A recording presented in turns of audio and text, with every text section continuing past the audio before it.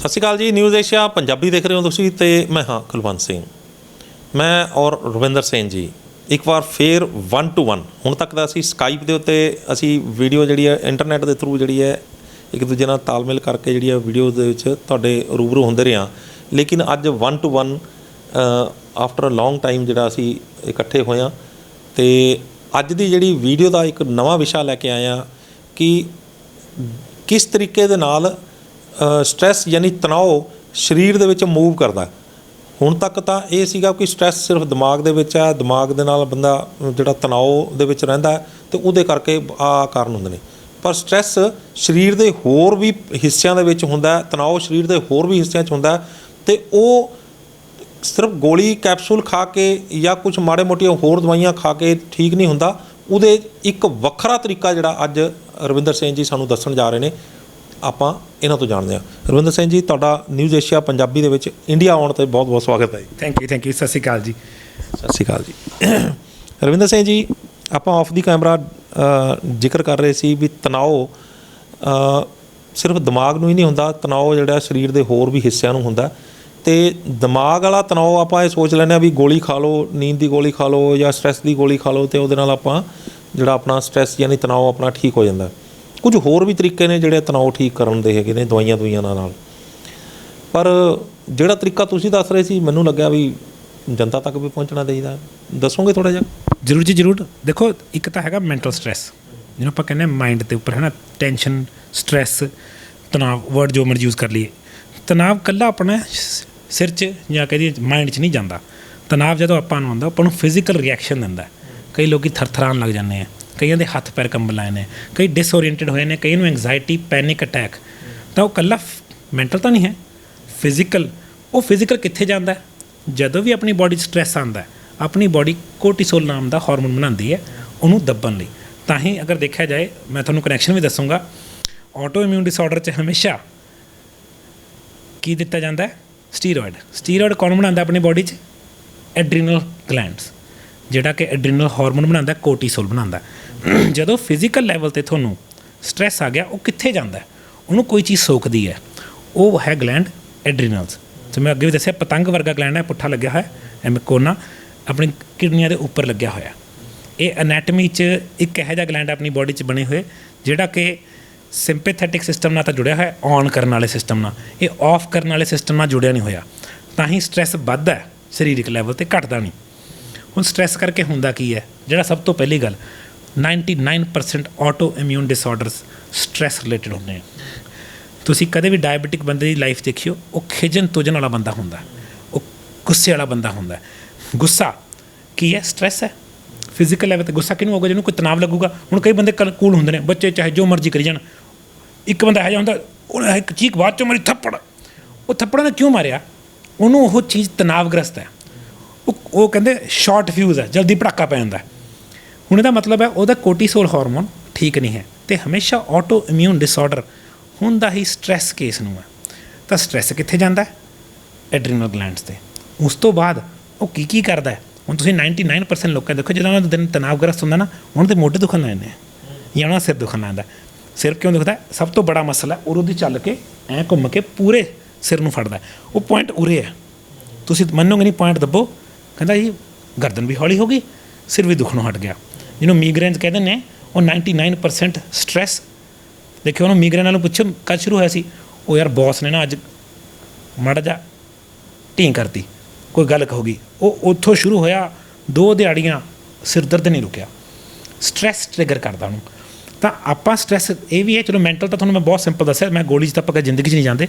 Stress ਦਾ mental ਤਰੀਕਾ ਸੈਰ, best ਤਰੀਕਾ ਸੈਰ, ਕਿਉਂਕਿ ਬੰਦੇ ਨੂੰ ਆਪਾਂ ਮਾਈਂਡ 'ਚੋਂ ਬਾਹਰ ਕੱਢ ਲੈਣਾ। ਉਹ ਪੁਰਾਣਿਕ ਇੰਸੀਡੈਂਟ 'ਚ ਫਸ ਗਿਆ। ਮਗਰ ਫਿਜ਼ੀਕਲ ਲੈਵਲ 'ਤੇ ਸਟਰੈਸ, ਹੁਣ ਮੈਨੂੰ ਪਤਾ ਹੀ, ਮੈਨੂੰ ਬਹੁਤ ਸਟਰੈਸ ਰਿਹਾ। ਫਿਜ਼ੀਕਲ ਲੈਵਲ 'ਤੇ ਸਟਰੈਸ ਆਪਣੀ ਬੋਡੀ 'ਚ ਐਡਰੀਨਲ ਗਲੈਂਡ ਸੋਕ ਕਰ ਲੈਣੇ, ਐਨ ਸਪੰਜ ਮੰਗੋ। ਜਿੰਨਾ ਉਹ ਸੋਕ ਕਰ ਲੈਣੇ, ਤੁਹਾਡਾ ਕੋਰਟੀਸੋਲ ਓਨਾ ਖਰਾਬ। ਤਾਂ ਸਟਰੈਸ ਦੇ ਜਿਵੇਂ ਤੁਹਾਨੂੰ ਦੱਸਿਆ, ਇੰਡੀਕੇਟਰ ਅੱਗੇ ਦੱਸਿਆ, ਚਾਹ ਪੀਣ ਦੀ ਬਾਰ-ਬਾਰ ਇੱਛਾ ਹੋਣੀ, ਦਿਨ ਦੇ ਵਿੱਚ ਥੱਕਿਆ ਰਹਿਣਾ, ਰਾਤ ਨੂੰ ਬੈੱਡ 'ਚ ਪੈ ਕੇ ਐਂ ਲੱਗਣਾ ਜਿਵੇਂ ਕਿਸੇ ਨੇ ਕੌਫੀ ਪਿਲਾਤੀ ਹੋਵੇ। ਉਹ ਕੀ ਹੈ? ਪੈਰਾਸਿੰਪੈਥੈਟਿਕ ਤੇ ਸਿੰਪੈਥੈਟਿਕ ਗਲੈਂਡ ਪੁੱਠੇ ਹੋ ਗਏ। ਆਪਣੇ ਬੋਡੀ 2 ਸਿਸਟਮ ਨੇ, ਉੱਪਰ ਉਰੇ ਪਿੱਠ 'ਚ ਸਿੰਪੈਥੈਟਿਕ ਗਲੈਂਡ ਹੈ, ਨੀਚੇ ਥੋੜ੍ਹਾ ਉਰੇ ਪੈਰਾਸਿੰਪੈਥੈਟਿਕ। ਇਹ ਕੀ ਨੇ? ਔਨ ਆਫ ਨੇ।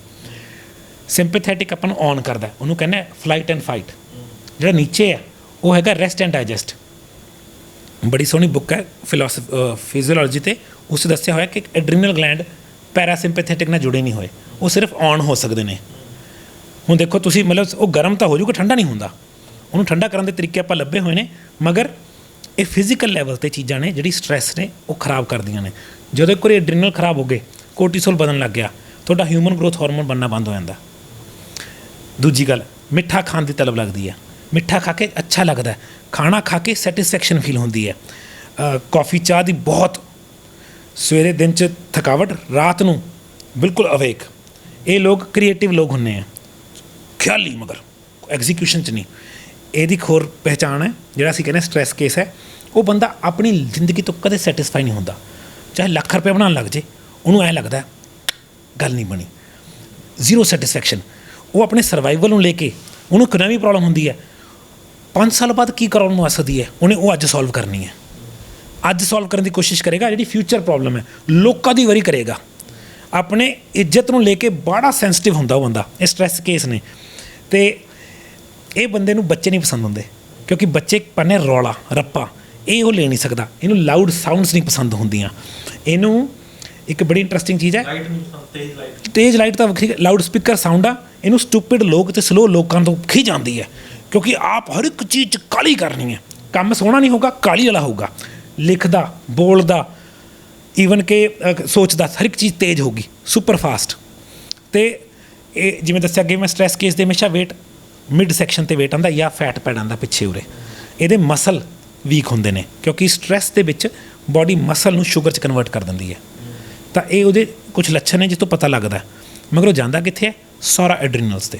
ਅਤੇ ਐਡਰੀਨਲਸ 'ਚੋਂ ਸਟ੍ਰੈਸ ਕੱਢਣਾ ਮੈਡੀਕਲ ਸਾਇੰਸ ਦੇ ਹਿਸਾਬ ਨਾਲ ਆਲਮੋਸਟ ਇੰਪੋਸੀਬਲ ਹੈ।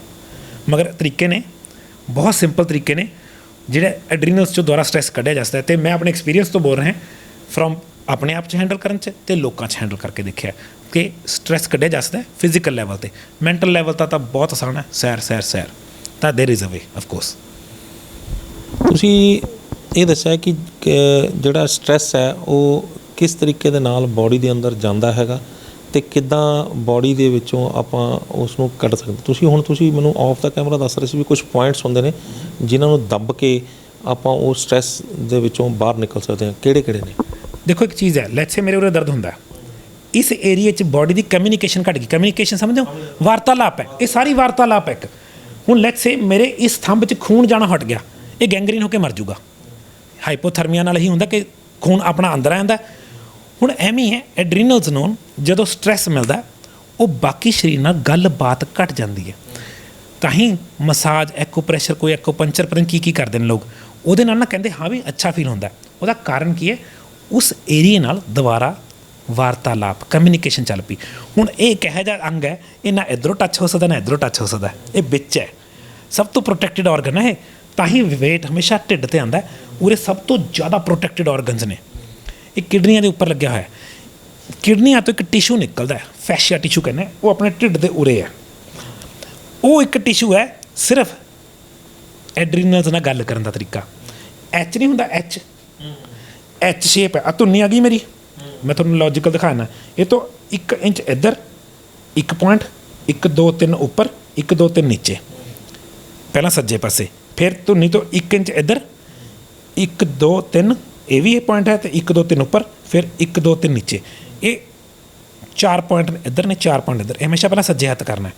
ਤਾਂ ਬਹੁਤ ਸਿੰਪਲ ਜਿਹਾ ਤਰੀਕਾ, ਬੋਰਡ ਮਾਰਕਰ ਨਹੀਂ ਹੁੰਦਾ ਮੋਟਾ ਜਿਹਾ, ਜਾਂ ਫਿਰ ਆਪਣਾ ਵੇਲਣਾ ਪੈ ਜਾਣਾ, ਧੁੰਨ 'ਤੇ ਰੱਖਣਾ, ਉਰੇ ਨੂੰ ਦੱਬਣਾ, 1 ਇੰਚ ਸੱਜੇ ਜਾਣਾ, ਉਰੇ ਦੱਬਣਾ। ਕਿੰਨਾ ਪ੍ਰੈਸ਼ਰ? ਬਹੁਤ ਜ਼ਿਆਦਾ ਨਹੀਂ, ਦੁੱਖਣ ਨਹੀਂ ਲਾਉਣਾ। ਜਿਵੇਂ ਆਖੋ ਮੈਂ ਕਿੰਨਾ ਕੁ ਦੱਬਿਆ, ਤੁਹਾਨੂੰ ਤੁਹਾਡੇ ਸਾਹਮਣੇ ਦੱਬਿਆ ਹੋਇਆ। ਹੁਣ ਮੈਂ ਫੋਰਸ ਕਹਾਂ 20 ਪਾਉਂਡ ਦੀ ਫੋਰਸ, ਹੁਣ ਉਹ ਸਮਝ ਨਹੀਂ ਆਣੀ ਲੋਕਾਂ ਨੂੰ ਨਾ। ਅਤੇ ਥੋੜ੍ਹਾ ਅੰਦਰ ਦੱਬਣਾ, ਅੱਧਾ ਇੰਚ ਨੂੰ ਅੰਦਰ ਜਾਏ, ਉਹਨੂੰ ਰੱਖਣਾ ਉੱਥੇ 10 ਤੋਂ 12 ਸਕਿੰਟ। ਇੱਕ ਤਾਂ ਮੈਂ ਲੱਗੂਗਾ ਆ ਕੀ ਹੋ ਗਿਆ, 10 ਤੋਂ 12 ਸਕਿੰਟ ਬਾਅਦ ਦਰਦ ਸ਼ੁਰੂ ਹੋ ਜਾਊਗਾ, ਕਿਉਂਕਿ ਉਹ ਗੱਲ ਤੋਰਤੀ। ਤੁਸੀਂ ਹੈਰਾਨ ਹੋ ਜਾਓਗੇ, ਕੁਲਵੰਤ ਜੀ ਪਤਾ ਕੀ ਹੁੰਦਾ, ਟਕ ਟਕ ਟਕ ਹਿੱਲਣ ਲਾਉਂਦਾ, ਐਂ ਚੱਲਣ ਲੈਂਦੀ ਹੈ। ਮਿਲ ਗਿਆ ਪੁਆਇੰਟ। 30 ਤੋਂ 40 ਸਕਿੰਟ ਹੋਲਡ ਕਰਨਾ, ਇਸ ਤੋਂ ਜ਼ਿਆਦਾ ਨਹੀਂ। ਫਿਰ 1 ਇੰਚ ਉੱਪਰ ਚਲੇ ਜਾਣਾ, ਉਹਨੂੰ ਦੱਬ ਲੈਣਾ। ਨਹੀਂ ਹੈ 10 ਸਕਿੰਟ ਦੇਖਿਆ, ਨਹੀਂ ਹੈ। 1 ਇੰਚ ਹੋਰ ਉੱਪਰ ਚਲੇ ਗਏ, ਹੈ ਕਿ ਨਹੀਂ ਹੈ। ਵਾਪਸ ਗਏ ਜਿੱਥੋਂ ਸ਼ੁਰੂ ਕਰਿਆ ਸੀ, ਹੁਣ 1 ਇੰਚ ਨੀਚੇ ਚਲੇ ਗਏ। ਇਹ ਕਈ ਲੋਕਾਂ ਦੇ ਅਗਰ ਸਰੀਰ ਵੱਡਾ 1 ਇੰਚ ਹੈ, ਜੇ ਸਰੀਰ ਛੋਟਾ ਹੈ ਬਰੀਕ ਲੋਕਾਂ ਦੇ ਇਹ ਅੱਧੇ ਕੁ ਇੰਚ ਦੇ ਵਿੱਚ ਹੋ ਜਾਂਦਾ, ਕਿਉਂਕਿ ਸਰੀਰ ਦਾ ਸਾਈਜ਼ ਆ ਉਹ।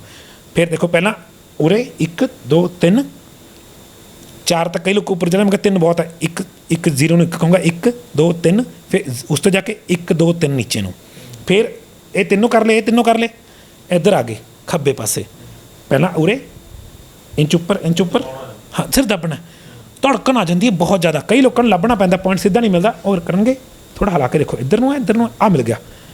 ਉਹ ਪੁਆਇੰਟ ਨੂੰ ਇੰਗਲਿਸ਼ 'ਚ ਵਰਡ ਹੈ ਟੈਂਡਰ ਮਤਲਬ ਥੋੜਾ ਦੁਖਦਾ ਹੱਥ ਲਾਏ 'ਤੇ। ਉਹ tender point is the point ਜਿਹਨੂੰ ਆਪਾਂ ਨੇ ਉਸ 'ਚੋਂ ਦਰਦ ਕੱਢਦੇ ਨੇ ਇੱਕ ਤਰ੍ਹਾਂ। ਉਹ ਕੀ ਆ, ਉਹ ਸਿੱਧਾ ਉਹ ਟਿਸ਼ੂ ਐਡਰੀਨਲਸ ਨਾਲ ਕਨੈਕਟਡ ਹੈ। ਇਹ ਦਿਨ 'ਚ 2 ਵਾਰੀ ਕਰ ਸਕਦੇ ਹੋ ਤੁਸੀਂ, ਇਹਨੂੰ ਅਸੀਂ ਸਟ੍ਰੈਸ ਮਸਾਜ ਕਹਿੰਦੇ ਹੈ ਨਾ। ਅਤੇ ਇਹ ਕਰਨ ਨਾਲ ਤੁਹਾਨੂੰ ਨਾਲ ਦੀ ਨਾਲ ਇੰਸਟੈਂਟ ਰਿਲੀਫ ਮਿਲਦਾ। ਮੈਨੂੰ ਜਦੋਂ ਨੀਂਦ ਨਹੀਂ ਆਉਂਦੀ ਬੰਦੇ ਨੂੰ, ਉਹ ਸਟ੍ਰੈਸ 'ਚ ਹੈ, ਇਹ ਕਰਦੇ ਸੋ ਜਾਂਦੇ ਬੰਦੇ ਜੀ, ਕਰਦੇ ਤਾਂ ਦੁਬਾਰਾ ਕਰ ਦਿੰਦੇ ਸੀ ਨਾ, ਧੁਨੀ ਤੋਂ ਪਹਿਲਾਂ ਸੱਜੇ ਹੱਥ, ਇਹ ਮੇਰਾ ਸੱਜਾ ਹੱਥ ਹੈ, 1 ਅੱਧਾ ਇੰਚ ਇੱਧਰ ਨੂੰ, ਫਿਰ ਇਹਦੇ ਉੱਪਰ 1 ਅੱਧਾ ਇੰਚ, ਇਹਦੇ ਅੱਧਾ ਇੰਚ, ਡਿਪੈਂਡ ਕਰਦਾ ਬੰਦੇ ਦੀ ਬੋਡੀ।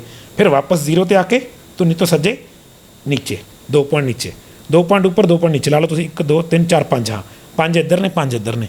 ਪਹਿਲਾਂ ਸੈਂਟਰ ਤੋਂ ਸੱਜੇ ਉੱਪਰ, ਫਿਰ ਨੀਚੇ, ਫਿਰ ਸੈਂਟਰ ਤੋਂ ਖੱਬੇ ਉੱਪਰ ਅਤੇ ਨੀਚੇ।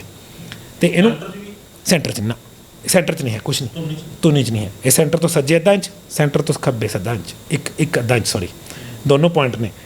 ਆਪਾਂ ਤਾਂ ਹੀ 2-3 ਵਾਰੀ ਦੱਸਤਾ। ਇਸ ਤੋਂ ਬਾਅਦ ਆਉਂਦਾ ਆਪਣਾ ਪੁਆਇੰਟ ਇੱਕ ਪਿੱਠ ਦੇ ਸੈਂਟਰ 'ਚ, ਜਿਹਨੂੰ ਆਪਾਂ ਬੈਕ ਦਾ ਸੈਂਟਰ ਕਹਿੰਦੇ ਹਾਂ, ਜਿੱਥੇ ਮੈਂ ਤੁਹਾਨੂੰ ਟੈਕਨੀਕਲ, ਜਿੱਥੇ ਲੇਡੀਜ਼ ਦੇ ਬਰਾ ਦਾ ਸਟਰੈਪ ਆਉਂਦਾ, ਉਸ ਤੋਂ ਥੋੜ੍ਹਾ ਜਿਹਾ ਉੱਪਰ ਉਹ ਪੁਆਇੰਟ ਹੁੰਦਾ ਉਰੇ, ਉਹ ਆਈਡੀਆ ਦੇਣ ਲਈ ਹੈ। ਉਹਨੂੰ ਇਹਦੇ ਨਾਲ ਦੱਬਿਆ ਜਾ ਸਕਦਾ, ਜਿਵੇਂ ਆਪਾਂ ਇੱਕ ਐਂ ਨਹੀਂ ਦੱਬਿਆ ਆਉਂਦਾ, ਜੇ ਬੰਦੇ ਐਂ ਕਰਦੇ ਨਾ ਇਹ ਦੁਖਣ ਲੈਂਦੀ ਹੈ, ਮੇਰਾ ਐਕਸਪੀਰੀਅੰਸ ਹੈ। ਇਹਨੂੰ ਨਕਲ ਐਂ ਦੱਬਣਾ, ਕਿਸੇ ਤੋਂ ਦਬਵਾ ਕੇ ਨਾ ਇਹਨੂੰ ਰੱਖ ਕੇ 2 ਪੁਆਇੰਟ, ਉਹਨੂੰ ਕਹਿ ਮਾੜਾ ਉੱਪਰ ਨੀਚੇ ਕਰ, 1 ਪੁਆਇੰਟ ਮਿਲੇਗਾ।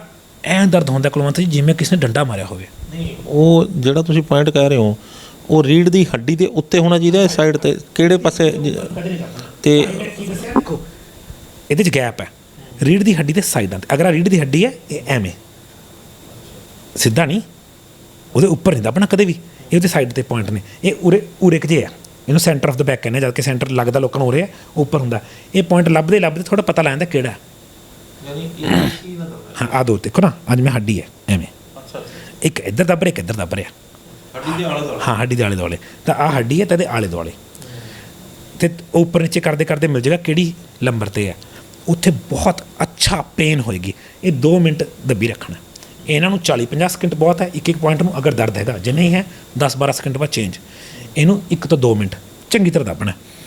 ਨਾਲ ਦੀ ਨਾਲ ਤੁਹਾਨੂੰ ਇਹ ਲੱਗੂਗਾ ਜਿਵੇਂ ਕਿਸੇ ਨੇ ਕੌਫੀ ਦਾ ਇੰਜੈਕਸ਼ਨ ਲਾਤਾ ਹੁੰਦਾ, ਨਾਲ ਦੇ ਨਾਲ ਹੈਡ ਰਿਲੀਫ।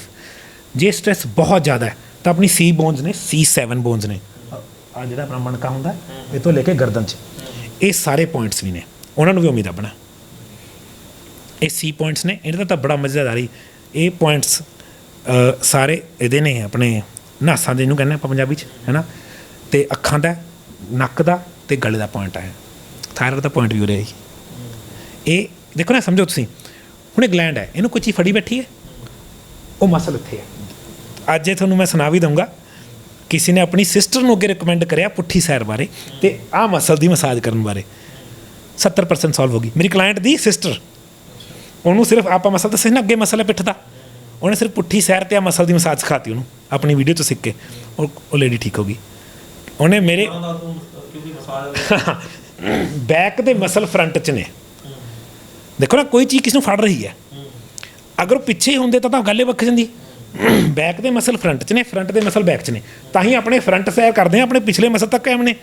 ਬੈਕ ਢਿੱਲੀਆਂ ਨੇ ਤਾਂ ਉਹਦੇ ਮਸਲ ਉਰੇ ਆ, ਉਰੇ ਇਹਦੇ ਵਿੱਚ ਹੈ, ਆ ਚੂਲੇ ਅਤੇ ਢਿੱਡ ਦੇ ਵਿੱਚ ਨਾ, ਜਿੱਥੇ ਆਪਣੀ ਪਸਲੀਆਂ ਅਤੇ ਚੂਲਾ ਨਾ, ਇਹਦੇ ਵਿੱਚ ਇੱਕ ਖਾਲੀ ਜਗ੍ਹਾ ਹੈ, ਤੁਸੀਂ ਇਹ ਮਸਲ ਲੱਭ ਲਓਗੇ, ਇਹਦੇ ਵਿੱਚ ਮਸਲ ਹੈ, ਇਹ ਬੈਕ ਨੂੰ ਫੜਦੇ। ਤਾਂ ਹੀ ਅਗਰ ਉਹ ਮਸਲ ਲੱਭਿਆ ਆਉਂਦਾ, ਬੈਕ ਸ਼ੁਰੂ ਕਰ ਦਿਓ, ਬੈਕ ਵਾਕ। ਮੈਂ ਤਾਂ ਆਪ ਹਿਲ ਕਰਦਾ ਜੀ ਬੈਕ ਵਾਲ, ਉੱਥੇ ਸਾਡੇ ਘਰ ਦੇ ਕੋਲ ਬਹੁਤ ਸੋਹਣੀ ਆਪ ਹਿਲ ਹੈ, ਮਜ਼ਾ ਆਉਂਦਾ ਬੈਕ ਵਾਕ ਕਰਦੇ, ਜ਼ੋਰ ਜਾ ਲੱਗਦਾ। ਤਾਂ ਇਹ ਪੁਆਇੰਟਸ ਨੇ, ਪਹਿਲਾਂ ਤਾਂ H ਉਰੇ ਵਾਲਾ ਸੱਜੇ ਖੱਬੇ, ਉਹ ਤੋਂ ਬਾਅਦ ਬੈਕ ਦੇ ਉੱਪਰ ਉਰੇ, ਹੈ ਨਾ ਪੁਆਇੰਟ ਹੈ, ਫਿਰ C ਬੋਨਸ ਨੇ। ਸਰ ਇਹ ਮਸਾਜ ਖਤਮ ਵੀ ਨਹੀਂ ਹੋ ਪਾਉਂਦੀ, ਬੰਦਾ ਸੋ ਜਾਂਦਾ ਕਈ ਵਾਰੀ, ਇੰਨੀ ਜ਼ਿਆਦਾ ਰਿਲੈਕਸਿੰਗ ਹੈ। ਫਿਜ਼ੀਕਲ ਲੈਵਲ 'ਤੇ ਇਹ ਇੱਕ ਤਰ੍ਹਾਂ ਐਕੋ ਪ੍ਰੈਸ਼ਰ ਹੈ। ਇਹ ਨਾਟ ਇਵਨ ਪੰਚਰ 'ਚ ਤਾਂ ਪਿੰਨ ਮਾਰਦੇ ਨਾ, ਇਹ ਪ੍ਰੈਸ਼ਰ ਹੈ, ਸਿੰਪਲ ਪੁਆਇੰਟ ਹੈ। ਜਿਵੇਂ ਲੋਕ ਇੱਧਰ ਉੱਧਰ ਲੱਭਦੇ ਆ, ਇਹ ਆਪਣੇ ਐਡਰੀਨਲ ਨਾਲ ਕੁਝ ਜੁੜੇ ਹੋਏ ਪੁਆਇੰਟਸ ਨੇ। ਐਡਰੀਨਲ ਕਿਹੜਾ ਗਲੈਂਡ ਹੈ, ਜਿਹੜਾ ਆਪਾਂ ਨੂੰ ਸਟ੍ਰੈਸ ਤੋਂ ਕਾਮ ਡਾਊਨ ਕਰਦਾ। ਤਾਂ ਹੀ ਜਿਹੜੇ ਲੋਕ ਤੁਸੀਂ ਨੋਟਿਸ ਕਰੀ ਜਿਹੜੇ ਲੋਕ ਬਹੁਤ ਸਟ੍ਰੈਸਫੁਲ ਕੰਮ ਕਰਦੇ ਹੋ ਚਾਹ ਕੌਫੀ ਬਹੁਤ ਪੀਂਦੇ ਆ ਕਿਉਂਕਿ ਉਹਨਾਂ ਨੂੰ ਐਡਰੀਨਲ ਸਪੋਰਟ ਨਹੀਂ ਕਰ ਪਾਉਂਦੇ। ਤਣਾਅ ਦੇ ਵਿੱਚ ਬੰਦਾ ਚੀਨੀ ਜਾਂ ਬਿੰਜ ਈਟਿੰਗ ਕਰਦਾ। ਬਿੰਜ ਈਟਿੰਗ ਹੁੰਦੀ ਥੋੜ੍ਹਾ ਉਹਦੇ ਨਾਲ ਕੀ ਹੁੰਦਾ ਡੋਪਾਮਾਈਨ ਬਣਦਾ। ਮਗਰ ਅਗਰ ਤੁਸੀਂ ਪੁਆਇੰਟ ਦੱਬ ਕੇ ਹੀ ਉਹ ਹਾਰਮੋਨ ਆਪਾਂ ਬਣਾ ਨਹੀਂ ਰਹੇ, ਹਾਰਮੋਨ ਬਣਾਉਣ ਵਾਲੇ ਮਸ਼ੀਨ ਨੂੰ ਕਾਮ ਡਾਊਨ ਕਰ ਰਹੇ ਆ। ਉਹ ਐਡਰੀਨਲ ਵਿਚਾਰੇ ਕਾਮ ਡਾਊਨ ਨਹੀਂ ਹੈਗੇ। ਅਤੇ ਤਾਂ ਹੀ ਮੈਂ ਚਾਹ ਦੇ ਪਿੱਛੇ ਤਾਂ ਹੀ ਜਿਹੜੇ ਇੰਨੇ ਸਾਰੇ ਡਾਕਟਰ ਚਾਹ ਕਿਉਂ ਚਲਾਉਂਦੇ ਨੇ ਐਡਰੀਨਲ ਨੂੰ ਸ਼ਾਂਤ ਕਰਨਾ।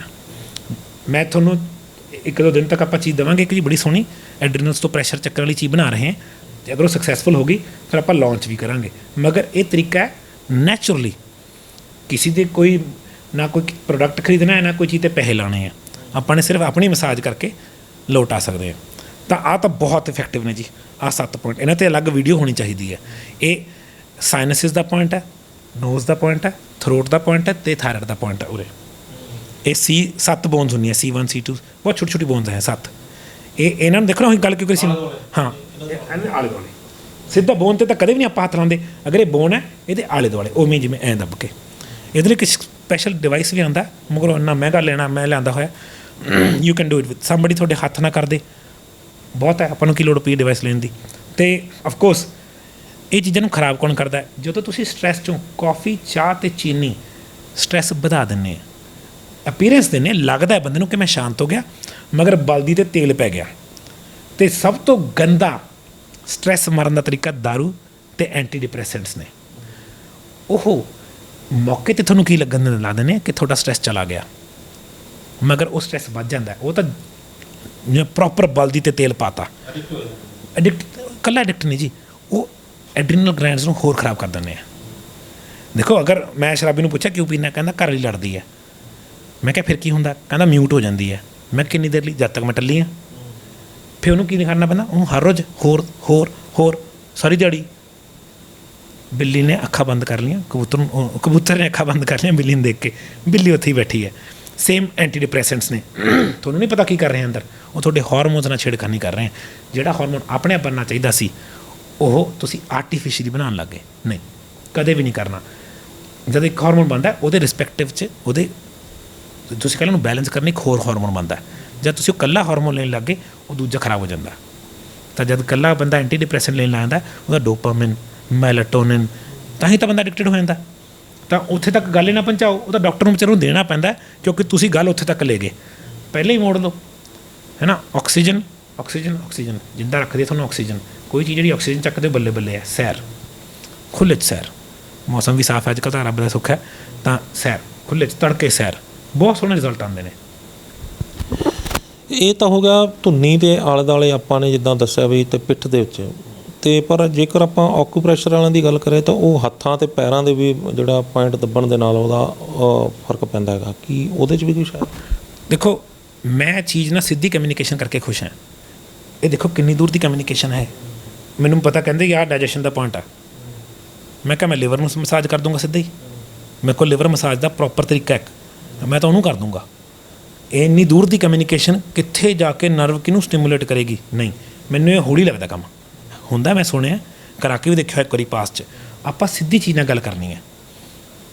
ਵਿੱਚ ਕਹਿੰਦੇ ਵਿਚੋਲਾ ਪਾ ਲਿਆ, ਕਿਉਂ ਪਾਵਾਂ ਵਿਚੋਲਾ? ਮੈਂ ਜਿਹੜੀ ਚੀਜ਼ ਨਾਲ ਮੈਂ ਸਿੱਧੀ ਕਮਿਊਨੀਕੇਸ਼ਨ ਕਰ ਸਕਦਾ ਉਹ ਬੈਸਟ ਹੈ। ਹਾਂ, ਅਗਰ ਤੁਹਾਡੇ ਲਈ ਵਰਕ ਕਰਦਾ ਵੈਲ ਐਂਡ ਗੁੱਡ ਹੈ। ਐਂ ਨਹੀਂ ਕਹਿੰਦਾ ਨਹੀਂ, ਸਾਇੰਸ ਹੈਗੀ, ਬੜੀ ਅੱਛੀ ਸਾਇੰਸ ਹੈ, ਸਾਰੇ ਪੁਆਇੰਟ ਦੱਸੇ ਹੋਏ ਨੇ। ਉਹ ਪੁਆਇੰਟਾਂ 'ਤੇ ਪਹੁੰਚਣਾ ਪਤਾ ਕਿਉਂ ਪੈਂਦਾ? ਅਨਹੈਲਦੀ ਹੋ ਕੇ ਉੱਥੇ ਤੱਕ ਪਹੁੰਚੀ ਨਾ। ਜੇ ਤੁਹਾਡੀ ਡਾਈਜੈਸ਼ਨ ਠੀਕ ਹੈ ਤੁਹਾਨੂੰ ਆ ਪੁਆਇੰਟ ਦੀ ਲੋੜ ਹੀ ਨਹੀਂ ਹੈ। ਆ ਡਾਈਜੈਸ਼ਨ ਦਾ ਪੁਆਇੰਟ ਹੈ, ਮੈਨੂੰ ਪਤਾ। ਉੱਥੇ ਕਿਉਂ ਪਹੁੰਚੇ? ਖਾ ਕੇ ਮੈਦਾ, ਖਾ ਕੇ ਚੀਨੀ, ਖਾ ਕੇ ਆਟਾ, ਜਾਂ ਉਸ ਤੋਂ ਵੀ ਉੱਪਰ ਹੈ ਨਾ ਰਿਫਾਈਨਡ। ਆਪਾਂ ਨਹੀਂ ਖਾਂਦੇ ਉਹ। ਅਗਰ ਉੱਥੇ ਤੱਕ ਨਹੀਂ ਪਹੁੰਚੋਗੇ ਉੱਥੇ ਪ੍ਰੋਬਲਮ ਆਏਗੀ ਨਹੀਂ ਆਏਗੀ, ਉਹ ਗਰੰਟੀ ਹੈ। ਅਤੇ ਸਟ੍ਰੈਸ ਦੇ ਪੁਆਇੰਟਸ ਤਾਂ ਵੈਸੇ ਹੀ ਬਹੁਤ ਸਿੰਪਲ ਨੇ, ਇਹ ਤਾਂ ਦੂਰ ਜਾਣਾ ਹੀ ਨਹੀਂ। ਆਪਾਂ ਨੇ ਕੀ ਕਰਨਾ, ਆਪਾਂ ਨੇ ਬੋਡੀ ਨੂੰ ਸਟ੍ਰੈਸ ਫਰੀ ਰੱਖਣਾ। ਉਹਦੇ ਮੈਂਟਲ ਤਰੀਕੇ ਦੱਸੇ ਹੋਏ ਨੇ ਤੁਹਾਨੂੰ। TV, ਨਿਊਜ਼ਪੇਪਰ, ਸੋਸ਼ਲ ਮੀਡੀਆ, ਜਿੱਥੇ ਗੱਲ ਨੈਗੇਟਿਵ ਹੋ ਰਹੀ ਹੈ ਕੋਈ ਫਾਇਦਾ ਨਹੀਂ ਹੈ। ਬਲਦੀ 'ਤੇ ਤੇਲ ਪਾਉਣ ਵਾਲੀ ਗੱਲ ਹੈ। ਜਾਂ ਤਾਂ ਤੁਸੀਂ ਉਹ ਕਿ ਤੁਸੀਂ ਜਰਨਲਿਸਟ ਹੋ, ਤੁਹਾਨੂੰ ਜਾ ਕੇ ਕੁਛ ਕਰਨਾ ਉੱਥੇ, ਫਿਰ ਤਾਂ ਮੈਂ ਮੰਨਿਆ ਤੁਹਾਡਾ ਬਿਜ਼ਨਸ ਨਾਲ ਰਿਲੇਟਡ ਹੈ। ਵਰਨਾ ਖਬਰ ਦੇਖ ਕੇ ਆਪਣਾ ਦਿਨ ਨਹੀਂ ਖਰਾਬ ਕਰ ਲਓ। ਉਹ ਕੋਈ ਤੁਹਾਨੂੰ ਦੱਸੀ ਸੀ ਗੱਲ ਅੱਗੇ ਵੀ ਹਾਸੇ ਵਾਲੀ। ਸਾਡਾ ਇੱਕ ਬੰਦਾ ਨਾ ਛੁੱਟੀ ਲੈ ਗਿਆ, ਅਸੀਂ ਫੋਨ ਕਰਿਆ ਕਿ ਹਾਂ ਵੀ ਮੁੰਡਾ ਨਾਮ ਹੀ ਲਊਂਗਾ ਮੈਂ, ਕਿਉਂ ਨਹੀਂ ਆਇਆ? ਉਹ ਕਹਿੰਦਾ ਜੀ ਅੱਜ ਉਹ ਐਕਸਪੈਰੀਮੈਂਟ ਹੋ ਰਿਹਾ ਬਲੈਕ ਹੋਲ ਵਾਲਾ। ਮੇਰੀ ਮੰਮੀ ਕਹਿੰਦੀ ਘਰ ਰਹਿ ਜਾ। ਮੈਂ ਕਿਉਂ? ਕਹਿੰਦੇ ਅੱਜ ਦੁਨੀਆ ਖਤਮ ਹੋ ਜਾਣੀ ਹੈ। ਮੈਂ ਕਿਹਾ ਫਿਰ ਇਹ ਮੈਟਰ ਕਰਦਾ ਆਪਾਂ ਕਿੱਥੇ ਮਰੇ? ਜੇ ਸਾਰੀ ਇਹ ਖਤਮ ਹੋ ਰਹੀ ਹੈ ਕੰਮ ਕਰਕੇ ਮਰ ਲਾਂਗੇ ਭਾਈ। ਉਹਦੀ ਮੰਮੀ ਨੇ ਉਹਨੂੰ ਕੰਮ ਤੇ ਨਹੀਂ ਆਉਣ ਦਿੱਤਾ। ਹੁਣ ਉਹਦੀ ਮੰਮੀ ਨੇ ਦੇਖੋ, ਅਗਰ ਇਹੋ ਜਿਹੀਆਂ 100 ਮੰਮੀਆਂ, ਅਸੀਂ ਮੋਹਾਲੀ ਸੀ ਉਸ ਟਾਈਮ, ਕਿੰਨਾ ਕੰਮ ਖਰਾਬ ਹੋਇਆ ਉਸ ਦਿਨ। ਜਿਹਨੇ ਪੈਸੇ ਕਮਾਣੇ ਸੀ ਬਲੈਕ ਹੋਲ ਦਿਖਾ ਕੇ ਪੈਸੇ ਕਮਾ ਗਏ। ਉਹ ਮੰਮੀ ਵਿਊਅਰ ਹੈ, ਉਹ ਵਿਊਅਰ ਤੋਂ ਉਹਨੂੰ ਕੰਪਨੀ ਨੂੰ ਪੈਸੇ ਆਉਂਦੇ ਆ ਉਹਨਾਂ ਦੀ। ਉਹ ਕੀ ਕਹਿੰਦੇ ਹੁੰਦੇ TRP ਪਤਾ ਨਹੀਂ ਕਿਹੜੀ ਹੁੰਦੀ ਹੈ। ਉਹ ਭਾਈ ਨਾ ਨਾ ਨਾ, ਚੰਗੇ ਤਰੀਕੇ ਨਾਲ ਪੈਸੇ ਕਮਾ ਲਾਂਗੇ। ਲੋਕਾਂ ਨੂੰ ਤਣਾਅਗ੍ਰਸਤ ਕਰਕੇ ਪੈਸੇ ਨਹੀਂ ਕਮਾਣੇ, ਲੋਕਾਂ ਨੂੰ ਹੈਲਦੀ ਕਰਕੇ ਪੈਸੇ ਕਮਾ ਲਓ। ਤਾਂ ਟੈਨਸ਼ਨ ਵਾਲੀ ਚੀਜ਼, ਕੋਈ ਵੀ ਚੀਜ਼ ਜਿਹੜੀ ਟੈਨਸ਼ਨ ਹੈ, ਕਈ ਬੰਦੇ ਹੁੰਦੇ ਨੇ ਫੈਮਿਲੀ 'ਚ ਜਿਹਨਾਂ ਨੂੰ ਸਿਰਫ ਨੈਗੇਟਿਵ ਗੱਲ ਕਰਨੀ ਆਉਂਦੀ ਹੈ। ਉਹਨਾਂ ਨੇ ਸਵੇਰੇ ਸਵੇਰੇ ਨਾ ਨਿਊਜ਼ਪੇਪਰ ਚੱਕਣਾ। ਇਹੋ ਜਿਹੀ ਮੈਮਰੀ ਮੈਂ ਨਹੀਂ ਦੇਖੀ। ਇੰਨੇ ਅਖਬਾਰ 'ਚੋਂ 10-12 ਮੋਟੀਆਂ ਖਬਰਾਂ ਲੱਭ ਲੈਣੀਆਂ ਸਾਰਾ ਦਿਨ। ਹਰ ਇੱਕ ਬੰਦੇ ਨਾਲ ਫਲਾਣੀ ਬੱਸ ਡੁੱਬ ਗਈ, ਬੱਚੇ ਮਰ ਗਏ। ਮੈਂ ਕਿਹਾ ਟੌਪ ਕੌਣ ਆਇਆ ਸੀਗਾ, ਉਹ ਮੈਨੇ ਕੀ ਲੈਣਾ। ਉਹਨਾਂ ਨੇ ਸਿਰਫ ਇਹ ਸਾਡੇ ਪਿੰਡਾਂ 'ਚ ਅਸੀਂ ਉਹਨਾਂ ਦਾ ਇੱਕ ਨਾਮ ਵੀ ਰੱਖਿਆ ਹੁੰਦਾ ਸੀ ਪਹਿਲਾਂ ਪੁਰਾਣੇ ਟਾਈਮ। ਸਾਡੇ ਫੈਕਟਰੀ 'ਚ ਸੀ, ਅਸੀਂ ਉਹਦਾ ਨਾਮ ਰੱਖਿਆ ਸੀ BBC। ਉਹਦਾ ਨਾਮ ਹੈ BBC ਸੀਗਾ ਕਿ ਉਹਨੇ ਹਰ ਇੱਕ ਘਰ ਸਿਰਫ ਇੱਕੋ ਗੱਲ ਕਰਨਾ ਨਹੀਂ, ਕਿੱਥੇ ਕੀ ਹੋ ਗਿਆ। ਅਤੇ ਥੋੜ੍ਹਾ ਮਸਾਲਾ ਲਾਉਣ ਦੀ ਵੀ ਹੁੰਦੀ ਕਿ ਦੂਜੇ ਦੇ ਕਹਿੰਦੇ ਹਾਵ ਭਾਵ ਵੀ ਚੇਂਜ ਹੋਣੇ ਚਾਹੀਦੇ ਨੇ। ਜਾਂ ਮੈਂ ਗੱਲ ਸੁਣਾਵਾਂ, ਇਹੋ ਜਿਹੇ ਬੰਦੇ ਨੂੰ ਤਾਂ ਸਤਿ ਸ੍ਰੀ ਅਕਾਲ ਜੀ, ਨਾ ਜੀ ਨਾ। ਜਿਹੜਾ ਬੰਦਾ ਤੁਹਾਨੂੰ ਇਮੋਸ਼ਨਲੀ ਫਿਜ਼ੀਕਲੀ ਡਾਊਨ ਕਰਕੇ ਜਾਂਦਾ ਨਾ, ਤੁਹਾਨੂੰ ਸੋਚੀ ਪਾ ਗਿਆ ਗਲਤ ਪਾਸੇ, ਉਹ ਬੰਦੇ ਨਾਲ ਦੋਸਤੀ ਚੰਗੀ ਨਹੀਂ ਹੈ। ਜਿਹੜਾ ਬੰਦਾ ਤੁਹਾਨੂੰ ਜਿਹੜਾ ਗਿਆ, ਤੁਹਾਨੂੰ ਐਂ ਲੱਗਿਆ ਲੈ ਵੀ ਮੈਂ ਵੀ ਠੀਕ ਹੈ, ਉਹ ਦੋਸਤ ਹੈ। ਤਾਂ ਆਪਾਂ ਨੇ ਨੈਗੇਟਿਵ ਚੀਜ਼ਾਂ ਨਾਲ ਦੂਰ ਰਹਿਣਾ। ਉਹ ਮੈਂਟਲ ਉਸ 'ਤੇ ਹੈ, ਫਿਜ਼ੀਕਲ ਲੈਵਲ 'ਤੇ ਆ ਆਪਣੇ ਪੁਆਇੰਟਸ ਨੇ ਜਿਹੜੇ ਦੱਬਣ ਨਾਲ ਬਹੁਤ ਸੋਹਣਾ ਬੜਾ ਵਧੀਆ ਫਾਇਦਾ ਮਿਲਦਾ ਅਤੇ ਬੜੇ ਇਫੈਕਟਿਵ ਪੁਆਇੰਟਸ ਨੇ ਜੀ। ਕੋਈ ਜ਼ਿਆਦਾ ਦੂਰ ਨਹੀਂ ਜਾਣਾ ਪੈਂਦਾ। ਖਾਣਾ ਪੀਣਾ ਅਫਕੋਰਸ ਚੀਨੀ, ਕੌਫੀ, ਚਾਹ, ਐਂਟੀ ਡਿਪਰੈਸੈਂਟਸ, ਅਲਕੋਹਲ ਜਿੰਨੀ ਘੱਟ ਉਨਾ ਵਧੀਆ। ਇਹ ਜਿਹੜਾ ਸਟ੍ਰੈਸ ਹੈਗਾ, ਇਹ ਜ਼ਿਆਦਾਤਰ ਇਹਦਾ ਜਿਹੜਾ ਰਿਲੇਸ਼ਨ ਹੈ ਉਹ ਦੱਸਿਆ ਜਾਂਦਾ ਦਿਮਾਗ ਦੇ ਨਾਲ। ਅਤੇ ਤੁਸੀਂ ਕਹਿੰਦੇ ਹੋ ਵੀ ਆਪਾਂ ਸਿੱਧਾ ਹੀ ਜਿੱਥੇ ਪ੍ਰੋਬਲਮ ਆਉਂਦੀ ਉੱਥੇ ਦੱਬ ਲੈਂਦੇ, ਇੱਥੇ ਵੀ ਕੋਈ ਪੁਆਇੰਟ ਹੁੰਦਾ ਨਹੀਂ ਮਾਇੰਡ 'ਚ। ਇਹ ਮਾਇੰਡ ਥੋੜ੍ਹੀ ਹੈ। ਇਹ ਮੈਂ ਤੁਹਾਨੂੰ ਇੱਕ ਥੋੜ੍ਹੀ ਐਨਾਲੋਜੀ ਕਹਿੰਦਾ ਉਹਨੇ ਕਿ ਕਿਸ ਚੀਜ਼ ਨੂੰ ਸਮਝਣ ਦਾ ਤਰੀਕਾ। ਭਾਖੜਾ ਨੰਗਲ ਡੈਮ ਅਤੇ ਟਰਾਂਸਫਾਰਮਰ ਇੱਕ ਚੀਜ਼ ਹੈ। ਹਾਂ, ਤੁਹਾਡਾ ਮਾਇੰਡ ਭਾਖੜਾ ਨੰਗਲ ਡੈਮ ਹੈ, ਇਹ ਟਰਾਂਸਫਾਰਮਰ ਹੈ। ਇਹ ਸਿਰਫ ਤਾਰਾਂ ਜੋੜਦਾ, ਮਾਇੰਡ ਟੱਚ ਨਹੀਂ ਕਰ ਸਕਦੇ। ਇਹਨੂੰ ਐਬਸਟਰੈਕਟ ਕਹਿੰਦੇ ਇੰਗਲਿਸ਼। ਐਬਸਟਰੈਕਟ ਮਤਲਬ ਜਿਹੜੀ ਚੀਜ਼ ਨੂੰ ਟੈਂਜੇਬਲ ਨਹੀਂ ਹੈ, ਉਹਨੂੰ ਟੱਚ ਨਹੀਂ ਕਰ ਸਕਦੇ, ਉਹਨੂੰ ਫੀਲ ਨਹੀਂ ਕਰ ਸਕਦੇ। ਹੁਣ ਮੈਂ ਤੁਹਾਨੂੰ ਸਿੰਪਲ ਜੀ ਗੱਲ ਹੈ, ਬਚਪਨ 'ਚ ਇੱਕ ਟੀਚਰ ਸੀ, ਤੁਹਾਨੂੰ ਬੜੀ ਪਸੰਦ ਸੀਗੀ, ਨਾਮ ਯਾਦ ਆ ਗਿਆ? ਯਾਦ ਕਰੋ, ਕੋਈ ਟੀਚਰ ਪਸੰਦ ਸੀ ਬਚਪਨ 'ਚ, ਕੋਈ ਪ੍ਰੋਫੈਸਰ? ਹਾਂ, ਉਹ ਨਾਮ ਕਿੱਥੋਂ ਯਾਦ ਆ ਗਿਆ ਤੁਹਾਨੂੰ? ਮਾਇੰਡ 'ਚ ਪਿਆ, ਉਹਦੀ ਸ਼ਕਲ ਵੀ ਦਿਖੀ ਹੈ ਨਾ। ਮੈਂ ਤੁਹਾਡੇ ਡੇਟਾ ਕੇਬਲ ਲਾ ਕੇ ਉਹ ਕੱਢ ਸਕਦਾ। ਹਾਂ, ਜੇ ਇਹ ਮੈਮਰੀ ਹੁੰਦੀ, ਉਰੇ ਮੈਮਰੀ ਹੁੰਦੀ, ਫਿਰ ਤਾਂ ਚਾਈਨਾ ਨੇ ਹੁਣ ਤੱਕ ਤਾਂ ਬਹੁਤ ਸਾਰੀ ਕਾਂਡਾ ਕੱਢ ਦੇਣੀਆਂ ਸੀ। ਫਿਰ ਤਾਂ ਲਾਓ ਕੇਬਲ, ਕਾਪੀ ਪੇਸਟ, ਇਹਨੂੰ ਮਾਈਨਸ, ਇਹਨੂੰ ਪਲੱਸ। ਇਹ ਸਿਰਫ ਇੱਕ ਕਨੈਕਟਿੰਗ ਟਰਾਂਸਫਾਰਮਰ ਹੈ। ਮਾਇੰਡ ਉਹਦੀ ਕੋਈ ਕਪੈਸਿਟੀ ਨਹੀਂ ਹੈ। ਦੇਖੋ ਜਿਹੜੀ ਚੀਜ਼ ਫਿਜ਼ੀਕਲੀ ਇਹਦਾ ਭਾਰ ਹੈ, ਇਹਦੀ ਇੱਕ ਸਪੇਸ ਹੈ, ਇਹਦਾ ਇੱਕ ਟਾਈਮ ਹੈ, ਇਹ ਤਾਂ ਮੈਜਰ ਕਰਿਆ ਜਾ ਸਕਦਾ। ਮਾਇੰਡ ਅਨਲਿਮਿਟਿਡ ਹੈ। ਤੁਸੀਂ ਹਾਂ, ਅਤੇ 1 ਅਰਬ ਕਿਤਾਬਾਂ ਪੜ੍ਹ ਲਓ, ਉਹਦੇ ਉੱਪਰ 1 ਅਰਬ ਉਹਦੇ ਐਂਟੀ ਕਿਤਾਬਾਂ ਪੜ੍ਹ ਲਓ, ਸਭ ਕੁਝ ਸਟੋਰ ਹੋ ਜਾਂਦਾ। ਉਹ 3D ਕੈਮਰੇ ਵਾਲੀ ਵੀਡੀਓ ਬਣਾਉਣਾ, ਦੇਖਿਓ ਕਿੰਨੀ ਮੈਮਰੀ ਲੈਂਦਾ। ਆਪਣੀ ਕਿੰਨੀਆਂ ਗਿਆਨ ਇੰਦਰੀਆਂ? ਜਿਹੜੀ ਸਾਇੰਸ ਜਾਣਦੀ ਹੈ 7 ਗਿਆਨ ਇੰਦਰੀਆਂ ਨੇ, ਐਕਚੁਅਲ 'ਚ ਆਪਣੇ ਕੋਲ 52 ਗਿਆਨ ਇੰਦਰੀਆਂ ਜੀ। Humidity, height, pressure, blood pressure, ਸਭ ਕੁਝ ਰਿਕਾਰਡ ਹੋ ਰਿਹਾ। ਇੰਨੀ ਡਾਇਮੈਂਸ਼ਨਲੀ ਵੀਡੀਓ 16 ਤੋਂ ਵੀ ਜ਼ਿਆਦਾ ਫਰੇਮ ਪਰ ਸੈਕਿੰਡ ਆਪਾਂ ਰਿਕਾਰਡ ਕਰ ਰਹੇ ਹਾਂ ਮਾਇੰਡ 'ਚ। ਅਗਰ ਇਹ ਮਾਇੰਡ ਹੁੰਦਾ ਫਿਰ ਤਾਂ 3 ਸਾਲ ਦੀ ਉਮਰ 'ਚ ਫੁੱਲ ਹੋ ਜਾਂਦਾ। ਲੋਕਾਂ ਨੂੰ 7 ਲੈਂਗੁਏਜਾਂ ਬੋਲਣੀਆਂ ਆਉਂਦੀਆਂ ਜੀ, ਦੋਨੋਂ ਹੱਥਾਂ ਨਾਲ ਲਿਖ ਲੈਂਦੇ ਆ। ਮਾਇੰਡ ਇਹ ਨਹੀਂ ਹੈ, ਮਾਇੰਡ ਐਬਸਟਰੈਕਟ ਹੈ। ਉਹ ਤੁਹਾਡੀ ਪੂੰਜੀ ਹੈ, ਉਹ ਤੁਹਾਡੀ ਹਾਰਡ ਡਿਸਕ ਹੈ, ਉਹਨੂੰ ਟੱਚ ਨਹੀਂ ਕਰ ਸਕਦੇ। ਇਹ ਬ੍ਰੇਨ ਹੈ, ਇਹਨੂੰ ਦੱਬ ਕੇ ਮਾਇੰਡ ਠੀਕ ਹੋ ਜਾਊਗਾ? ਨਹੀਂ। ਮਾਇੰਡ ਨੂੰ ਤਾਂ ਹੀ ਹਮੇਸ਼ਾ ਰਿਫਰੈਸ਼ ਕਰਨ ਦਾ ਤਰੀਕਾ ਹੈ ਲੰਬੀ ਵਾਕ, ਸਟ੍ਰੈਸ ਫਰੀ ਐਨਵਾਇਰਨਮੈਂਟ। ਜਦੋਂ ਵੀ ਤੁਹਾਨੂੰ ਦੇਖਿਓ ਬੜੇ ਲੋਕ ਹੁੰਦੇ ਨੇ, ਬੜਾ ਤਣਾਵਗ੍ਰਸਤ ਕੰਮ ਹੁੰਦਾ, ਫਿਰ ਉਹਨਾਂ ਨੇ ਸਾਲ 'ਚ 7 ਦਿਨ ਦੀ 2 ਛੁੱਟੀ ਲੈਣੀ ਹੈ। ਉਹ ਸਭ ਕੁਝ ਛੱਡ ਕੇ ਹਿਮਾਚਲ ਚਲੇ ਜਾਂਦੇ ਆ। ਉੱਥੋਂ ਆਉਣਗੇ ਕਹਿਣਗੇ ਆਹ ਕੀ ਹੋਇਆ? ਫਿਜ਼ੀਕਲੀ ਤਾਂ ਉਵੇਂ ਦੇ ਉਵੇਂ ਹੀ ਹੈ, ਮੈਂਟਲ ਰੀਸੈਟ ਹੋ ਗਿਆ। ਅਤੇ ਮਾਇੰਡ ਦੇ ਵਿੱਚ ਜਿਹੜਾ ਐਕਸਪੀਰੀਅੰਸ ਪਿਆ ਉਹ ਤੁਹਾਨੂੰ ਤੰਗ ਕਰ ਸਕਦਾ। ਹੁਣ ਸਾਡਾ ਇੱਕ ਟੀਚਰ ਸੀ, ਉਹਨੂੰ ਇੱਕ ਫਲਾਣਾ ਨਾਮ ਕਹਿ ਕੇ ਨਾ ਉਹ ਲਾਲ ਪੀਲਾ ਹੋ ਜਾਂਦਾ ਸੀ, ਜਿਹਨੂੰ ਕਹਿ ਦਈਏ। ਉਹ ਨਾਮ ਦੇ ਨਾਲ ਇੱਕ ਮਾਇੰਡ 'ਚ ਬੈਡ ਐਸੋਸੀਏਸ਼ਨ ਸੀ ਉਹਦੇ। ਵਰਨਾ ਨਾਮ ਕੀ ਹੈ ਉਹ, ਜਿਵੇਂ ਆਪਾਂ ਕਹਿੰਦੇ ਉਹਨੂੰ ਉਹਦਾ ਬਟਨ ਹੈ, ਉਹ ਦੱਬਤਾ, ਉਹ ਅੱਗ ਬਗੂਲਾ ਹੋ ਗਿਆ। ਉਹ ਮਾਇੰਡ 'ਚ ਹੈ। ਜਾਂ ਫਿਰ ਕਈ ਇਹੋ ਜਿਹੇ ਲੋਕ ਹੁੰਦੇ ਨੇ ਜਿਹਨੂੰ ਪਤਾ ਲੱਗਦਾ ਕਿਸੇ ਦੇ ਘਰ ਮਰਗਟ ਹੋਈ ਹੈ, ਉਹ ਰੋਣ ਲੱਗ ਜਾਂਦੇ ਆ। ਹੁਣ ਦੱਸੋ ਕੀ ਹੋਇਆ ਵੀ? ਉਹ ਮਾਇੰਡ 'ਚ ਇੱਕ ਆਪਣੀ ਮਰਗਟ ਟਿਨ ਟਿਨ ਟਿਨ ਕਰਕੇ, ਜਿਵੇਂ ਮੈਸੇਜ ਨਹੀਂ ਵੱਜਦਾ, ਉਹ ਐਵੇਂ ਟਿਨ ਟਿਨ ਟਿਨ ਕਰਨ ਲੈਂਦੀ ਹੈ, ਉਹ ਰੋਣ ਲੱਗ ਜਾਂਦੇ ਆ। ਤਾਂ ਇਹ ਮਾਇੰਡ ਹੈ, ਇਹ ਫਿਜ਼ੀਕਲੀ ਨਹੀਂ ਹੈ। ਫਿਜ਼ੀਕਲੀ ਤਾਂ ਉਹ ਚੀਜ਼ ਨੂੰ 40 ਸਾਲ ਹੋ ਗਏ ਆਪਾਂ ਉਰੇ ਹੋਣੇ, ਮਗਰ ਮਾਇੰਡ 'ਚ ਉੱਥੇ ਹੀ ਪਈ ਆ। ਇਹਦੀ ਸਾਇੰਸ ਹੈ ਇਹਦੇ ਉੱਪਰ ਵੀ, ਮਾਇੰਡ ਦੇ ਸਟ੍ਰੈਸ ਕੱਢਣ ਲਈ। ਮੈਂ ਉਹਦਾ ਕਾਉਂਸਲਰ ਟ੍ਰੇਨਡ ਹੈ। ਪਹਿਲੀ ਵਾਰੀ ਸਾਊਥ ਅਫਰੀਕਾ ਮੈਂ 3.5-4 ਸਾਲ ਸਿਰਫ ਇਹ ਕਾਉਂਸਲਿੰਗ ਸਿੱਖਣ ਲਈ ਲਾਏ ਸੀ ਕਿ ਮੈਂ ਲੋਕਾਂ ਨੂੰ ਕਿਵੇਂ ਮਾਈਂਡ ਤੋਂ ਸਟ੍ਰੈਸ ਕੱਢ ਸਕਦਾ। ਉਹਦੇ 'ਚ ਮਹਾਰਤ ਹੈ ਮਗਰ ਟਾਈਮ ਨਹੀਂ ਰਿਹਾ। ਹੁਣ ਕਰਦਾ ਰਿਹਾ ਅੱਜ ਤੋਂ 3 ਸਾਲ ਪਹਿਲਾਂ ਤੱਕ ਉਹ ਕਾਉਂਸਲਿੰਗ ਕਰੀਏ 1-to-1 ਹੁੰਦੀ ਹੈ ਉਹ, ਮਗਰ ਫਿਜ਼ੀਕਲ ਲੈਵਲ 'ਤੇ ਜਿਹੜਾ ਸਟ੍ਰੈਸ ਹੈ ਉਹਦਾ ਤਰੀਕਾ ਲੱਭ ਲਿਆ ਕਿ ਉਹ ਵੀ ਤਾਂ ਕੱਢਣ ਜੋਗਾ ਹੋਣਾ ਚਾਹੀਦਾ। ਲੈਟਸ ਸੇ ਤੁਸੀਂ ਮੈਂਟਲੀ ਤੁਸੀਂ ਐਨਵਾਇਰਨਮੈਂਟ ਚੇਂਜ ਹੋ ਗਿਆ, ਜਿਹੜਾ ਬੰਦਾ ਸਟ੍ਰੈਸ ਦੇ ਨਾਲ ਸੀ ਉਹ ਮਰ ਗਿਆ, ਕੁਝ ਹੋ ਗਿਆ, ਸਭ ਕੁਝ ਵਧੀਆ ਹੋ ਗਿਆ, ਉਹ ਫਿਜ਼ੀਕਲ ਲੈਵਲ 'ਚ ਰਹਿ ਜਾਂਦਾ। ਉਹਨੂੰ ਕੱਢਣਾ ਬਹੁਤ ਜ਼ਰੂਰੀ ਹੈ। ਉਹਦਾ ਤਰੀਕਾ ਹੈ, ਉਹਦੇ ਪੁਆਇੰਟਸ ਨੇ, ਆਹ ਪੁਆਇੰਟਸ ਨੇ। ਇੱਕ ਚੀਜ਼ ਹੋਰ ਹੈ ਕਿ ਜਦੋਂ ਬੰਦੇ ਨੂੰ ਕਿਸੇ ਨੂੰ ਸਟ੍ਰੈਸ ਹੁੰਦਾ ਹੈ ਜਾਂ ਕਿਸੇ ਬੰਦੇ ਨੂੰ ਤਣਾਅ ਦੇ ਵਿੱਚ ਆਉਂਦਾ ਤਾਂ ਇਹ ਕਿਹਾ ਜਾਂਦਾ ਹੈ ਕਿ ਦਿਮਾਗ ਨੂੰ ਇੱਥੇ ਗਰਦਨ ਤੋਂ ਉੱਪਰਲੇ ਹਿੱਸੇ ਨੂੰ ਜਿਹੜਾ ਆਕਸੀਜਨ ਦੀ ਸਪਲਾਈ ਨਹੀਂ ਜਾ ਰਹੀ। ਆਕਸੀਜਨ ਦੀ ਸਪਲਾਈ ਨਾ ਜਾਵੇ ਉਹਦੇ ਕਰਕੇ ਜਿਹੜਾ ਉਹਦੇ 'ਚ ਬਲੱਡ ਦੀ ਸਪਲਾਈ ਜਾਣੀ ਹੈ, ਬਲੱਡ ਦੇ ਵਿੱਚ ਆਕਸੀਜਨ ਜਾਣਾ, ਨਿਊਟ੍ਰੀਸ਼ਨਸ ਜਾਣੇ ਨੇ, ਹੈ ਨਾ, ਵਾਟਰ ਵੀ ਜਾਣਾ, ਹਰ ਚੀਜ਼ ਜਿਹੜੀ ਉੱਥੋਂ ਹੀ ਜਾਣੀ ਹੈਗੀ। ਜਦੋਂ ਬਲੱਡ ਸਪਲਾਈ ਘੱਟ ਜਾਂਦੀ ਹੈ ਉਹਦੇ ਕਰਕੇ ਜਿਹੜਾ ਸਾਰੀਆਂ ਪ੍ਰੋਬਲਮ ਆਉਣੀਆਂ ਸ਼ੁਰੂ ਹੋ ਜਾਂਦੀਆਂ ਨੇ। ਆਕਸੀਜਨ ਤੇ ਬਲੱਡ ਸਪਲਾਈ ਵੀ ਕਾਫੀ ਰੋਲ ਹੁੰਦਾ ਇਹਦੇ 'ਚ। ਦੇਖੋ, ਜਦੋਂ ਤੁਸੀਂ ਤਣਾਅ 'ਚ ਆਏ ਤੁਹਾਡਾ ਬਲੱਡ ਪ੍ਰੈਸ਼ਰ ਵੱਧ ਜਾਂਦਾ। ਬਲੱਡ ਨੇ ਕੀ ਕਰਨਾ ਹੈ, ਉਸ ਵਕਤ ਉਹਨੇ ਕੋਸ਼ਿਸ਼ ਕਰਨੀ ਹੈ। ਬਾਡੀ ਤਾਂ ਬਹੁਤ ਸੈਂਸਿਟਿਵ ਮਸ਼ੀਨ ਹੈ। ਉਹਨੇ ਦੇਖਣਾ ਮੈਨੂੰ ਇੱਥੋਂ ਦੀ ਜ਼ਿਆਦਾ ਇੱਥੇ ਲੋੜ ਹੈ। ਉਹਨੇ ਸਰਟਨ ਮਿਨਰਲਸ, ਵਾਈਟਾਮਿਨਸ, ਆਕਸੀਜਨ ਕਿਸੇ ਪਾਸੇ ਕਰ ਦੇਣੀ ਹੈ। ਜਦੋਂ ਤਣਾਅ ਆਉਣਾ ਉਹਨੇ ਸਾਰਾ ਕੁਛ ਢਿੱਡ ਵਾਲੇ ਪਾਸੇ, ਐਡਰੀਨਲਸ ਵਾਲੇ ਪਾਸੇ ਕਰ ਦੇਣਾ। ਅਤੇ ਆਕਸੀਜਨ ਘਟੀ ਤਾਂ ਬਾਡੀ ਪਾਰਟ ਮਰਨਾ ਸ਼ੁਰੂ ਬੇਸਿਕਲੀ, ਹੈ ਨਾ। ਉਹ ਕਹਿੰਦੇ ਬ੍ਰੇਨ ਡੈਡ ਹੋ ਗਿਆ ਬੰਦਾ 7 ਤੋਂ ਪਤਾ ਨਹੀਂ ਕਿੰਨੇ, ਅਗਰ ਉਹਦੇ ਨਾਰਮਲ ਟਾਈਮ ਤੋਂ 30-40 ਸਕਿੰਟ ਉੱਪਰ ਬ੍ਰੇਨ ਨੂੰ ਨਾ ਆਕਸੀਜਨ ਮਿਲੇ ਬੰਦਾ ਬ੍ਰੇਨ ਡੈਮੇਜ ਹੋ ਜਾਂਦਾ। ਉਸ ਤੋਂ ਬਾਅਦ ਉਹਦੀ ਮੈਮਰੀ 'ਚ ਪ੍ਰੋਬਲਮ ਆ ਜਾਂਦੀ ਹੈ ਕਿਉਂ ਕਨੈਕਸ਼ਨ ਟੁੱਟ ਗਿਆ। ਤਾਂ ਆਕਸੀਜਨ ਤਾਂ ਜਿਹੜੀ ਵੀ ਚੀਜ਼ ਵਧਾ ਦੇ, ਸੈਰ ਕਿਉਂ ਹੈਲਪ ਕਰਦੀ ਹੈ, ਆਕਸੀਜਨ ਵੱਧ ਗਈ। ਐਕਸਰਸਾਈਜ਼ ਕਿਉਂ ਹੈਲਪ ਕਰਦੀ ਹੈ, ਮੈਂ ਤੁਹਾਨੂੰ ਦੱਸਿਆ ਸੀ ਇੱਕ ਚੀਜ਼ ਲੈ ਕੇ ਆ ਰਹੇ ਹਾਂ, ਉਹ ਲੈ ਆਂਦੀ, ਉਹ 'ਤੇ ਐਕਸਪੈਰੀਮੈਂਟ ਚੱਲ ਰਿਹਾ, ਉਹ ਬਲੱਡ ਆਕਸੀਜਨ ਹੀ ਵਧਾਉਂਦੀ ਹੈ। ਮਗਰ ਇਸ ਤੋਂ ਪਹਿਲਾਂ ਮੈਂ ਕਹਾਂ ਕਿ ਮੇਰੇ ਵੱਲੋਂ ਓਕੇ ਹੈ, ਮੇਰੀ ਆਪਣੀ ਟਰਸਟ ਦੀ ਸੀਲ ਨਹੀਂ ਲੱਗੀ ਹਜੇ, ਉਹ ਮੇਰੇ ਟਰਸਟ ਦੀ ਸੀਲ ਲੱਗ ਗਈ, ਆਪਾਂ ਤੁਹਾਨੂੰ ਦੱਸ ਦਾਂਗੇ। ਮਗਰ ਜਿਹੜੀ ਵੀ ਚੀਜ਼ ਬਲੱਡ 'ਚ ਆਕਸੀਜਨ ਵਧਾ ਦੇ, ਸਪੈਸ਼ਲੀ ਇਸ ਪਾਰਟ 'ਚ ਜਾਂ ਹਾਰਟ ਬਲੱਡ 'ਚ ਬੇਸਿਕਲੀ, ਉਹਦੇ ਵਰਗਾ ਅੰਮ੍ਰਿਤ ਕੋਈ ਨਹੀਂ ਹੈ। ਤਾਂ ਹੀ ਮੈਂ ਤੁਹਾਨੂੰ ਕਿਹਾ ਸੀ ਅਗਰ ਤੁਸੀਂ ਹੱਫ ਸਕਦੇ ਹੋ ਉਹਦੇ ਵਰਗਾ ਮਜ਼ਾ ਕੋਈ ਨਹੀਂ ਹੈ। ਹੱਫਣ ਦਾ ਮਤਲਬ ਹੈ ਲੰਗਸ ਦੀ ਕਪੈਸਿਟੀ 70% ਉੱਪਰ ਚਲੀ ਜਾਂਦੀ ਹੈ। 70% ਆਮ ਬੰਦਾ, ਇੱਕ ਆਮ ਹੈਲਦੀ ਬੰਦਾ 70% ਤੋਂ ਜ਼ਿਆਦਾ ਲੰਗਸ ਦੀ ਕਪੈਸਿਟੀ ਯੂਜ਼ ਨਹੀਂ ਕਰਦਾ। ਅਨਹੈਲਦੀ ਬੰਦਾ 35-40 ਕਰ ਰਿਹਾ ਹੁੰਦਾ। ਤਾਂ ਹੀ ਸ਼ਾਰਟ ਬ੍ਰੈਥਸ ਹੁੰਦੇ ਆ ਉਹਨਾਂ ਦੇ। ਤੁਸੀਂ ਦੇਖਿਓ, ਇੱਕ ਚੀਜ਼ ਦੱਸ ਦੇਣਾ ਐਕਸਪੈਰੀਮੈਂਟ, ਅਨਹੈਲਦੀ ਬੰਦਾ ਹਮੇਸ਼ਾ ਮੂੰਹ 'ਚੋਂ ਸਾਹ ਲੈਂਦਾ, ਉਹਨੂੰ ਨੱਕ 'ਚੋਂ ਸਾਹ ਨਹੀਂ ਆਉਂਦਾ। ਇੱਕ ਬਹੁਤ ਹੈਲਦੀ ਬੰਦਾ ਹਮੇਸ਼ਾ ਦੋਨੋਂ ਨਾਸਾਂ 'ਚੋਂ ਸਾਹ ਲੈਂਦਾ। ਤੁਸੀਂ ਦੇਖਣਾ ਤਾਂ ਹੀ ਇੱਕ ਮਸ਼ਹੂਰ ਕਹਾਵਤ ਹੈ, ਕਹਿੰਦੇ ਜਦ ਦੋਨੋਂ ਨਾਸਾਂ ਖੁੱਲ੍ਹੀਆਂ ਹੋਣ ਤਾਂ ਭਗਤੀ ਲੱਗਦੀ ਹੈ। ਉਹ ਗੱਲ ਇਹ ਨਹੀਂ ਹੈ। ਉਸ ਵਕਤ ਤੁਹਾਡਾ ਆਕਸੀਜਨ ਲੈਵਲ ਵਧੀਆ, ਤਾਂ ਹੀ ਪਿੱਪਲ ਦੇ ਥੱਲੇ ਬਹਿ ਕੇ ਭਗਤੀ ਕਰੀ ਜਾਂਦੀ ਸੀ, ਕਿਉਂਕਿ ਉਸ 'ਚ ਸਾਧਨਾ ਕਰਨ ਦੀ ਗੱਲ ਹੋਣੀ ਸੀ। ਤੁਹਾਡਾ ਆਕਸੀਜਨ ਲੈਵਲ ਵੱਧ ਜਾਂਦਾ। ਜਿਹੜੀ ਚੀਜ਼ ਤੁਹਾਡੀ ਆਕਸੀਜਨ ਲੈਵਲ ਵਧਾਉਂਦੀ ਹੈ, ਤੁਹਾਡਾ ਸਪਿਰਿਚੁਅਲੀ ਤੁਹਾਨੂੰ ਲੱਗਦਾ ਕਿ ਲੈ ਵੀ ਅਵੇਕ ਹੋ ਗਿਆ ਮੈਂ। ਹੁਣ ਜਦ ਤੁਸੀਂ ਕਹਿ ਰਹੇ ਸਟ੍ਰੈਸ 'ਚ ਬਲੱਡ ਪ੍ਰੈਸ਼ਰ, ਦੂਜੇ ਨੰਬਰ 'ਤੇ ਕੋਰਟੀਸੋਲ, ਇਹ ਦੋਨੋਂ ਕੰਮ ਖਰਾਬ ਕਰ ਦਿੰਦੇ ਨੇ। ਕੋਰਟੀਸੋਲ ਵਧਿਆ ਹੋਇਆ ਹਿਊਮਨ ਗਰੋਥ ਹਾਰਮੋਨ ਰੋਕ ਦਿੰਦਾ, ਆਪਣੇ ਆਪ ਰਿਪੇਅਰ ਘਟ ਗਈ, ਡੈਮੇਜ ਵੱਧ ਗਈ। ਤਾਂ ਕੋਰਟੀਸੋਲ ਨੂੰ ਤਾਂ ਆਪਾਂ ਬਹੁਤ ਲੋ ਰੱਖਣਾ। ਕੋਰਟੀਸੋਲ ਵੇਟ ਲਾਸ ਨਹੀਂ ਕਰਨ ਦਿੰਦਾ, ਇਹ ਵੇਟ ਇਨਕਰੀਜ਼ ਕਰਾਉਂਦਾ।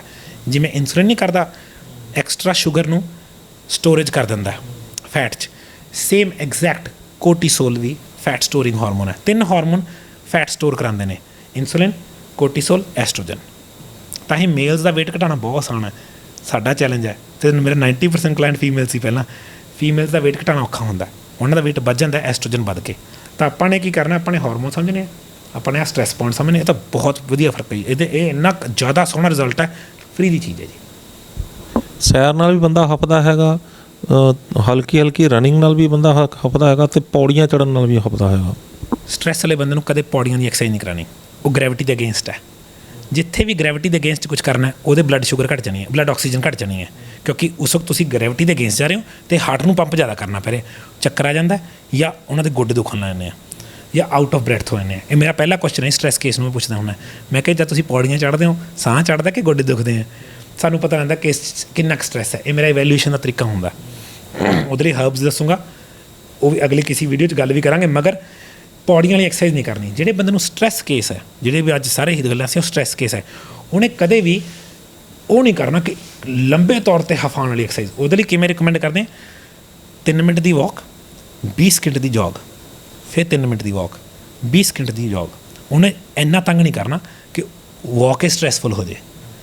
ਉਹਨੂੰ ਤਾਂ ਹੀ ਅਸੀਂ ਖੁੱਲ੍ਹੇ 'ਚ, ਬਹੁਤ ਖੁੱਲ੍ਹੇ 'ਚ ਪਿਆਰ ਨਾਲ ਟਹਿਲਣ ਨੂੰ ਕਹਾਂਗੇ। ਉਹਨੂੰ ਇਹ ਨਹੀਂ ਕਹਾਂਗੇ ਕਿ ਫੋਨ ਲਾ ਕੇ ਜਾਂ ਕਿਸੇ ਨਾਲ ਗੱਲਾਂ ਕਰਕੇ ਸੈਰ ਕਰੇ, ਇਕੱਲਾ ਸੈਰ ਕਰੇ, ਦੂਰ ਦੇਖੇ। ਮਾਈਂਡ 'ਚੋਂ ਤਾਂ ਕੱਢਣਾ ਆਪਾਂ ਨੇ ਸਟ੍ਰੈਸ। ਅਤੇ ਹਾਂ, ਅਗਰ ਉਹ ਖੁੱਲ੍ਹੇ 'ਚ ਸੈਰ ਕਰੇ, ਬੈਕ ਵਾਕ ਕਰ ਲਏ ਤਾਂ ਚਲੋ ਉਹਦੇ ਹੋਰ ਫਾਇਦੇ ਨੇ। ਮਗਰ ਇਹ ਸੈਰ ਸਿੰਪਲ ਦੇਖਣ ਵਾਲੀ ਸੈਰ ਹੈ, ਤਾਂ ਮੈਂ ਉਹਨੂੰ ਰਿਕਮੈਂਡ ਕਰੂੰਗਾ। ਪੌੜੀਆਂ ਚੜ੍ਹਨੀਆਂ ਬਿਲਕੁਲ ਰਿਕਮੈਂਡ ਨਹੀਂ ਕਰਾਂਗੇ ਉਹਨੂੰ ਨਾ। ਠੀਕ ਆ, ਤੁਸੀਂ ਇੰਡੀਆ ਆ ਗਏ, ਫੋਨ ਤਾਂ ਨਹੀਂ ਬਦਲ ਲਿਆ ਨੰਬਰ ਆਪਣਾ? ਨਹੀਂ ਜੀ, ਨਹੀਂ, ਨੰਬਰ ਉਹੀ ਹੈ ਜੀ। ਹੁਣ ਲੋਕੀ ਮੈਨੂੰ ਕਾਲ ਕਰ ਸਕਦੇ ਆ, ਮਗਰ ਇਹ ਪਤਾ ਨਹੀਂ ਤੁਸੀਂ ਵੀਡੀਓ ਕਦੋਂ ਪਾਓਗੇ।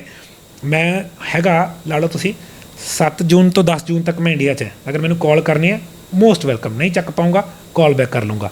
ਹਾਂ, 7 ਜੂਨ 2022, ਅਗਲਾ ਪਤਾ ਨਹੀਂ ਕਦ ਦੇਖਦਾ ਵੀਡੀਓ, ਹੈ ਨਾ। ਤਾਂ 7 ਤੋਂ 10 ਜੂਨ 2022 ਤੱਕ ਤੁਸੀਂ ਮੈਨੂੰ ਕਾਲ ਕਰ ਸਕਦੇ ਹੋ। WhatsApp 'ਤੇ ਮੈਸੇਜ ਤੁਸੀਂ ਜਦ ਮਰਜ਼ੀ ਕਰ ਲਓ। ਨੰਬਰ ਹੋਈ 9884 75000 9888475000। ਹਾਂਜੀ, ਚਲੋ ਸ਼ੁਕਰ ਹੈ। ਮਤਲਬ ਹੁਣ ਇਹ ਹੈ ਵੀ ਹੁਣ ਬੰਦਾ ਤੁਹਾਨੂੰ ਕਾਲ ਤਾਂ ਕਰ ਸਕਦਾ, ਨਹੀਂ ਤੁਸੀਂ ਹਰ ਵਾਰੀ ਕਹਿੰਦੇ ਸੀ WhatsApp 'ਤੇ ਗੱਲ ਕਰੋ, ਮੈਨੂੰ ਮਹਿੰਗੀ ਪੈਂਦੀ ਹੈ, 10 ਰੁਪਏ ਪੈਂਦੀ ਹੈ। ਹੁਣ ਜਿੰਨੀ ਮਰਜ਼ੀ ਕਰ ਸਕਦੇ ਤਾਂ ਹੁਣ ਕਾਲ ਕਰ ਸਕਦੇ, ਮਗਰ ਬੈਸਟ ਹੋਏਗਾ ਕਿ ਥੋੜ੍ਹਾ ਜਿਹਾ ਟਾਈਮ ਬਣ ਲੈਣ ਮੇਰੇ ਨਾਲ ਮੈਸੇਜ ਕਰਕੇ ਕਿ ਰਵਿੰਦਰ ਜੀ 15 ਮਿੰਟ 'ਚ ਕਾਲ ਕਰ ਲਾਂ। ਕਈ ਵਾਰੀ ਨਹੀਂ ਚੱਕ ਪਾਉਂਦਾ, ਕਈ ਇਹੋ ਜਿਹੇ ਲੋਕ ਨਹੀਂ 7-7 ਕਾਲਾਂ ਇਕੱਠੀਆਂ। ਉਹ ਮੈਂ ਕਿਹਾ ਨੰਬਰ ਪਹੁੰਚ ਗਿਆ, ਕੋਈ ਚੱਕਰ ਨਹੀਂ, ਕਾਲ ਬੈਕ ਕਰ ਲੂੰਗਾ। ਤਾਂ ਉਹ ਬਸ ਉਹਦਾ ਧਿਆਨ ਰੱਖਣਾ। ਮੈਨਰਸ ਕਹਿੰਦਾ ਮੈਨੂੰ ਜੀ, ਇਹ ਨਾ ਮੈਨਰਸ ਹੁੰਦੇ ਨੇ, ਲਹਿਜਾ, ਤਰੀਕਾ, ਅਦਬ, ਬਸ ਉਹਦਾ ਧਿਆਨ ਰੱਖ ਲਿਆ। ਮੈਨੂੰ ਕੋਈ ਦਿੱਕਤ ਨਹੀਂ ਹੈ, ਫੋਨ ਕਰ ਸਕਦੇ ਨੇ ਲੋਕ ਆਫਕੋਰਸ। ਬਹੁਤ ਸ਼ੁਕਰੀਆ ਜੀ, ਤੁਸੀਂ ਇੱਕ ਇੰਨੀ ਵਡਮੁੱਲੀ ਜਾਣਕਾਰੀ ਔਰ ਬੜੇ ਸੌਖੇ ਤਰੀਕੇ ਦੇ ਨਾਲ ਸਟ੍ਰੈਸ ਨੂੰ ਖਤਮ ਕਰਨ ਦਾ ਤਰੀਕਾ ਦੱਸਿਆ। ਤੁਹਾਡਾ ਬਹੁਤ ਬਹੁਤ ਧੰਨਵਾਦ। ਥੈਂਕ ਯੂ ਜੀ, ਥੈਂਕ ਯੂ, ਸਤਿ ਸ਼੍ਰੀ ਅਕਾਲ। ਸੋ ਇਹ ਸਨ ਰਵਿੰਦਰ ਸਿੰਘ ਜੀ। 1 to 1 ਗੱਲ ਕਰਕੇ ਮਜ਼ਾ ਹੀ ਵੱਖਰਾ ਆਉਂਦਾ। ਉੱਥੇ ਤਾਂ ਹੁੰਦਾ ਸੀਗਾ ਵੀ ਚਲੋ ਇੰਟਰਨੈਟ ਦੇ ਉੱਤੇ ਗੱਲ ਕੀਤੀ, ਤੇ ਪਰ ਹੁਣ ਜੋ ਗੱਲਾਂ ਸਾਹਮਣੇ ਆਈਆਂ ਨੇ ਉਹ ਕੁਝ ਮੈਂ ਵੀ ਸਮਝੀਆਂ ਨੇ, ਅਤੇ ਕੁਝ ਮੈਂ ਵੀ ਸਮਝਾ ਸਕਦਾ, ਅਤੇ ਕੁਝ ਰਵਿੰਦਰ ਸਿੰਘ ਜੀ ਨੂੰ ਵੀ ਦੱਸ ਕੇ ਮਜ਼ਾ ਆਇਆ ਹੋਣਾ। ਸਟ੍ਰੈਸ, ਤਣਾਅ ਇੱਕ ਅਜਿਹੀ ਚੀਜ਼ ਹੈ ਜਿਹੜੀ ਕਿ ਸਾਰਾ ਸਿਸਟਮ ਰੋਕ ਦਿੰਦੀ ਹੈ। ਆਪ ਤਾਂ ਬੰਦਾ ਤਣਾਅ 'ਚ ਹੁੰਦਾ ਹੀ ਹੁੰਦਾ, ਜਿਹੜਾ ਉਹਦਾ ਆਲੇ ਦੁਆਲੇ ਵਾਲੇ ਬੰਦੇ ਹੁੰਦੇ ਨੇ ਉਹਨਾਂ ਨੂੰ ਵੀ ਤਣਾਅ ਵੰਡਦਾ, ਕਿਉਂਕਿ ਉਹ ਤਣਾਅ ਜਿਹੜਾ ਤਣਾਅ ਉਹਨੂੰ ਹੁੰਦਾ, ਉਹ ਹੁੰਦਾ ਉਸ ਤੋਂ ਪੀੜਿਤ। ਲੇਕਿਨ ਆਲੇ ਦੁਆਲੇ ਵਾਲੇ ਬੰਦਿਆਂ ਨੂੰ ਦੀ ਹਰ ਗੱਲ ਉਹਨੂੰ ਬੁਰੀ ਲੱਗਣ ਲੱਗ ਜਾਂਦੀ ਹੈ। ਕਿਹੜੀ ਗੱਲ 'ਤੇ ਉਹ ਗੁੱਸਾ ਖਾ ਜੇ, ਕਿਹੜੀ ਗੱਲ ਉਹਨੂੰ ਬੁਰੀ ਲੱਗ ਜੇ, ਕਿਹੜੀ ਗੱਲ ਉਹ ਚਾਹੁੰਦਾ ਪਰ ਦੱਸ ਨਹੀਂ ਪਾਉਂਦਾ, ਇਹ ਚੀਜ਼ਾਂ ਜਿਹੜੀਆਂ ਨੇ ਉਸੇ ਨੂੰ ਪਤਾ ਹੁੰਦੀਆਂ ਨੇ। ਅਤੇ ਉਹ ਜਿਹੜਾ ਆਪ ਤਣਾਅ 'ਚ ਬੰਦਾ ਹੁੰਦਾ, ਉਹ ਹੋਰਾਂ ਨੂੰ ਵੀ ਤਣਾਅ ਵੰਡ ਰਿਹਾ ਹੁੰਦਾ। ਪਰ ਤਣਾਅ ਬਹੁਤ ਮਾੜੀ ਚੀਜ਼ ਹੈ, ਅਤੇ ਇੱਥੋਂ ਤੱਕ ਕਿ ਤਣਾਅ 'ਚ ਆਇਆ ਬੰਦਾ ਜਿਹੜਾ ਆਪਣੀ ਆਪ ਜਾਨ ਵੀ ਲੈ ਲੈਂਦਾ। ਜੋ ਤਰੀਕਾ ਅੱਜ ਰਵਿੰਦਰ ਸਿੰਘ ਜੀ ਨੇ ਦੱਸਿਆ, ਇਹ ਬੜਾ ਸੌਖਾ ਤਰੀਕਾ ਹੈ, ਅਤੇ ਇਹਦੇ ਨਾਲ ਜਿਹੜਾ ਤਣਾਅ ਮੁਕਤ ਬਹੁਤ ਜਲਦੀ ਹੋ ਸਕਦਾ। ਅਤੇ ਇੱਥੋਂ ਤੱਕ ਕਿ ਇਹਨਾਂ ਨੇ ਦਾਅਵਾ ਕੀਤਾ ਕਿ ਜਿਹੜੇ ਪੁਆਇੰਟਸ ਦੱਬਣ ਦੀ ਗੱਲ ਕਰ ਰਹੇ ਨੇ, ਉਹ ਦਬਦੇ ਹੀ ਬੰਦਾ ਤਣਾਅ ਮੁਕਤ ਹੋ ਕੇ ਨੀਂਦ 'ਚ ਜਿਹੜਾ ਸੌਂ ਜਾਂਦਾ। ਉਮੀਦ ਕਰਦੇ ਹਾਂ ਕਿ ਇਹ ਵੀਡੀਓ ਤੁਹਾਨੂੰ ਪਸੰਦ ਆਈ ਹੋਵੇਗੀ, ਅਤੇ ਜੇ ਪਸੰਦ ਆਈ ਹੈ ਤਾਂ ਇਸ ਨੂੰ ਵੱਧ ਤੋਂ ਵੱਧ ਸ਼ੇਅਰ ਕਰੋ, ਕਿਉਂਕਿ ਤਣਾਅ 'ਚ ਅੱਜ ਸਾਰੀ ਦੁਨੀਆ, ਕਿਉਂਕਿ ਇਹ ਦੁਨੀਆ ਹੀ ਤਣਾਅ ਦਾ ਇੱਕ ਜਿਹੜਾ ਉਹ ਵੱਡਾ ਲੈਵਲ ਦੇ ਉੱਤੇ ਤਣਾਅ ਪਹੁੰਚ ਚੁੱਕਿਆ, ਅਤੇ ਉਹ ਤਣਾਅ ਦੇ ਵਿੱਚ ਘਿਰ ਚੁੱਕੀ ਹੈ। ਕਿਉਂਕਿ ਅੱਜ ਕੱਲ੍ਹ ਸਾਡੀ ਭੱਜ ਦੌੜ ਵਾਲੀ ਜ਼ਿੰਦਗੀ ਹੈ, ਹਰ ਤਰ੍ਹਾਂ ਦੀ ਸੁੱਖ ਸੁਵਿਧਾਵਾਂ ਲੈਣ ਦਾ ਜਿਹੜੀ ਸਾਡੀ ਦੌੜ ਲੱਗੀ ਹੋਈ ਹੈ, ਅਤੇ ਉਹ ਸੁੱਖ ਸੁਵਿਧਾਵਾਂ ਲੈਣ ਦੇ ਵਿੱਚ ਸਾਡੇ ਜਿਹੜਾ ਤਣਾਅ ਹੈ ਉਹ ਇਸ ਲੈਵਲ 'ਤੇ ਪਹੁੰਚ ਚੁੱਕਿਆ ਕਿ ਅੱਜ ਹਰ ਬੰਦਾ ਦੂਜੇ ਨੂੰ ਖਾਣ ਨੂੰ ਪੈ ਰਿਹਾ।